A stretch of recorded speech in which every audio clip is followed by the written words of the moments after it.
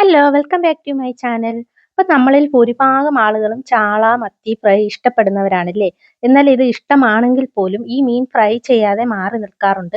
കാരണം മറ്റൊന്നുമല്ല, ഇത് വറുത്ത് കഴിയുമ്പോഴുള്ള സ്മെല്ലാണ്. അപ്പോൾ ഈ മീൻ ഫ്രൈ ചെയ്ത് കഴിയുമ്പോൾ ഒരു വല്ലാത്ത സ്മെല്ലാണല്ലേ ഫീൽ ചെയ്യുന്നത്.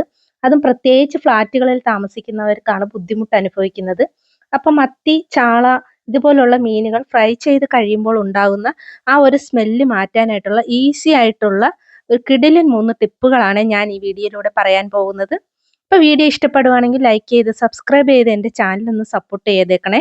അപ്പോൾ ആദ്യത്തെ ടിപ്പ് എന്ന് പറയുന്നത്, ഈ മീൻ ഫ്രൈ ചെയ്യുന്നതിന് മുൻപ് മസാലയൊക്കെ നമ്മൾ പുരട്ടിയെടുത്തതിന് ശേഷം ഒരു സാധാ മെഴുകുതിരി കത്തിച്ച് നമ്മൾ ആ സ്റ്റൗവിൻ്റെ സൈഡിൽ വെക്കുക. അതിനുശേഷം നമ്മൾ മീൻ വറുക്കുക. അപ്പോൾ ഒട്ടും തന്നെ സ്മെൽ അനുഭവപ്പെടത്തില്ല. ഞാൻ ഈ ടിപ്പ് ട്രൈ ചെയ്തിട്ടുണ്ട്.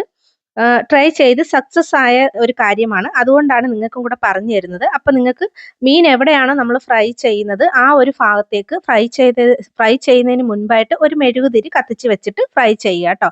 അപ്പോൾ ഈ സ്മെല്ല് ഒട്ടും തന്നെ നമുക്ക് അനുഭവപ്പെടത്തില്ല. അതുപോലെ തന്നെ ഇനി രണ്ടാമത്തെ ടിപ്പ് എന്ന് പറയുന്നത്, മീൻ വറുത്തതിന് ശേഷമാണ് നമുക്കൊരു പാത്രത്തിനകത്തോട്ട് 1/2 കപ്പ് വിനാഗിരിയും അതുപോലെ തന്നെ 1/2 കപ്പ് വെള്ളവും കൂടെ ചേർത്തിട്ട് നല്ലതുപോലെ ഒന്ന് വെട്ടിത്തിളപ്പിക്കുക. അപ്പോൾ ഈ വെട്ടിത്തിളപ്പിച്ചതിന് ശേഷം നമുക്കൊരു ഫ്രഷ് ഫീൽ കിട്ടാറുണ്ട്.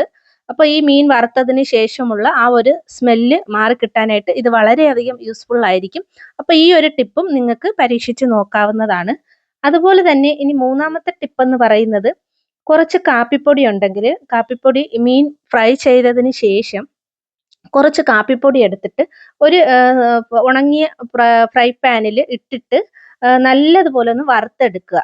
അപ്പൊ ഇങ്ങനെ വറുക്കുന്നത് കൊണ്ട് നമുക്ക് ഏത് കാപ്പിപ്പൊടി വേണമെങ്കിലും എടുക്കാം കേട്ടോ. ബ്രൂവിൻ്റെതോ എന്ത് വേണമെങ്കിലും എടുക്കാം. അപ്പൊ ഇങ്ങനെ വറുത്തെടുക്കുന്നത് കൊണ്ട് അതും വറുത്തെടുക്കുന്ന സമയത്ത് ഒരു മണം വരാറുണ്ട്. അപ്പൊ ഇങ്ങനെ വറുത്തെടുക്കുന്നത് കൊണ്ട് ആ ചാള, മത്തി ഇതുപോലുള്ള മീൻ ഫ്രൈ ചെയ്തതിന് ശേഷമുള്ള ആ ഒരു സ്മെല്ലുണ്ടല്ലോ, അത് നല്ലതുപോലെ മാറി കിട്ടുന്നതായിരിക്കും. അതുപോലെ തന്നെ ഈ കാപ്പിപ്പൊടിയുടെ സുഗന്ധം നമുക്ക് വീട്ടിലും പരിസരത്തും എല്ലാം നല്ലതുപോലെ നമുക്ക് അനുഭവപ്പെടുന്നതായിരിക്കും കേട്ടോ.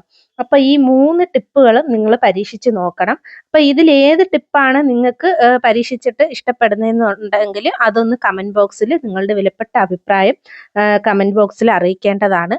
അപ്പൊ ഈ 3 ടിപ്പുകളും ഞാൻ പരീക്ഷിച്ച് സക്സസ് ആയ കാര്യമാണ്. അപ്പൊ ഈ ചാള, മത്തിയൊക്കെ ഇനി ഇഷ്ടപ്പെടുന്നവരുണ്ടെന്നുണ്ടെങ്കിൽ ഈ വറുത്ത് കഴിഞ്ഞതിന് ശേഷമുള്ള ഈ സ്മെല്ല് കാരണമായിട്ട് ഇത് കഴിക്കാതിരിക്കണ്ട.